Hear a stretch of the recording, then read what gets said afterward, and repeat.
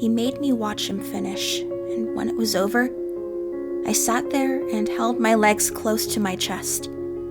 I didn't know how to react, so I covered my ears and sobbed. This isn't what I wanted. All I wanted was a friend, and now I can never go back. Growing up, I spent a great deal of time by myself.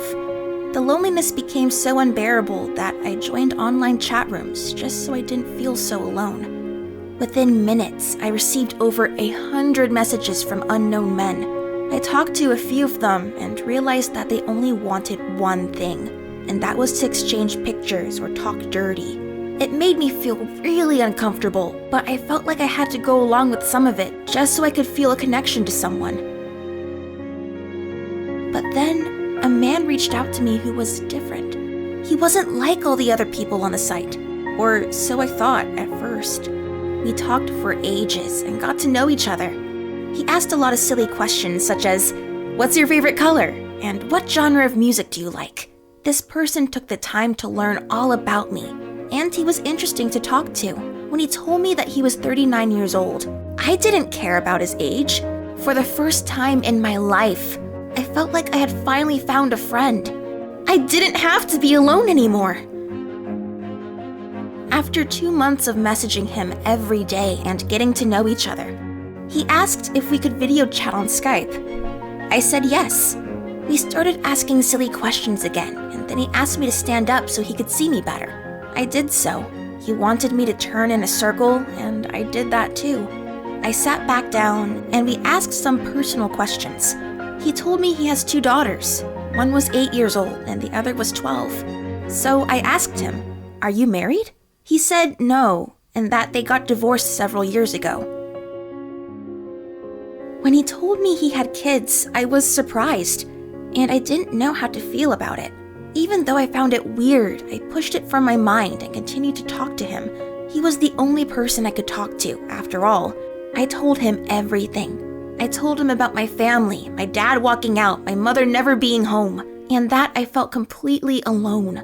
He soon became my lock that I could lean on for support, and our conversations gave me a reason to live. At the time, I was really in a dark place, but I felt that I could keep going as long as I had him to talk to. As the months went by, we grew closer.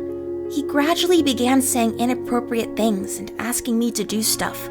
It got to the point where we would send photos of ourselves not wearing any clothes and describe explicit acts. I didn't feel comfortable doing these things and always hid my phone from my mom, but I sent the photos anyway because he gave me the attention and support that I needed. He was always there for me to talk to about anything, so I wanted to fulfill his needs as well. I feared he would leave me and find someone else if I didn't give him what he wanted, so I did. We continued to talk every day, and every single day he said the words, "I love you." Those 3 words are what pulled me in deeper, longing for love and affection. I didn't get that from my family or from anyone else in my life. I said, "I love you" back. I meant it at the start, but as time went on, I began to realize that this isn't really love. How could it be? Suddenly, the word love had lost all meaning to me. It was just a word we tossed around, but it didn't mean anything. One day we talked on Skype as usual until he started to pleasure himself on camera while I watched, frozen and confused. This wasn't like sending a photo.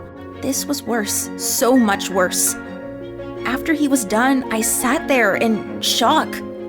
I felt so dirty, and no matter how much I scratched my skin, that feeling didn't leave. But a month later, he convinced me to do it too. When it was over and we ended the call, I sat there and held my legs to my chest. My own voice came into my head and yelled awful things at me, such as, "He's just using you. He doesn't love you. Nobody loves you." Time went on, and despite the fact that I broke down and cried after every Skype session, we continued to do those things and say, "I love you." I never wanted to do those things with him. All I wanted was a friend, but he made me feel like this is what I had to do to keep his friendship. In return, he gave me attention and emotional support. That was what I needed. I craved for that connection, to feel like someone cared. So I did everything he wanted, and I didn't tell anyone about us. It was our secret. At school, it became impossible to focus on my work. I had always struggled in school, but now I was too distracted to learn anything. I was constantly thinking about this man. He messaged me during school hours, and even at school, the dirty messages continued. We often talked about meeting in person someday.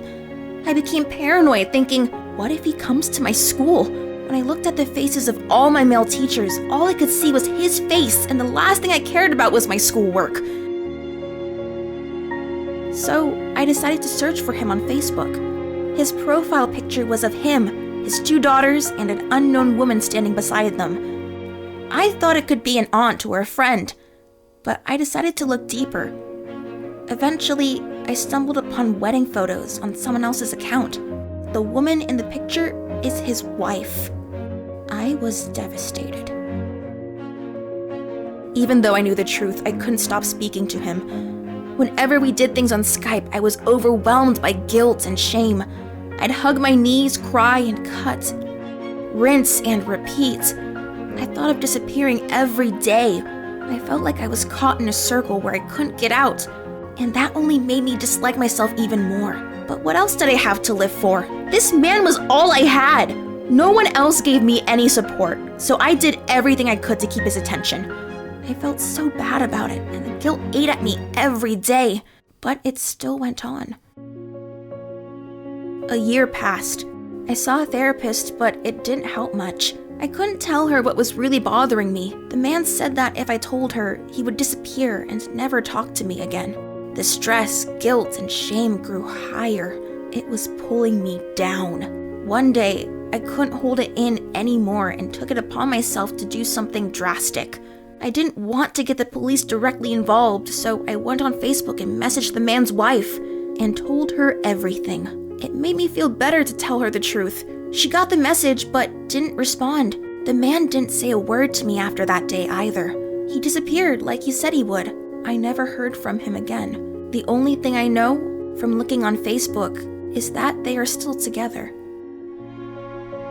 It has been over 5 years since the day I met this man, but I remember it like it happened yesterday. Images of him often flash through my head. The memories are rather vivid. I can never erase what we did, and it haunts me to this day.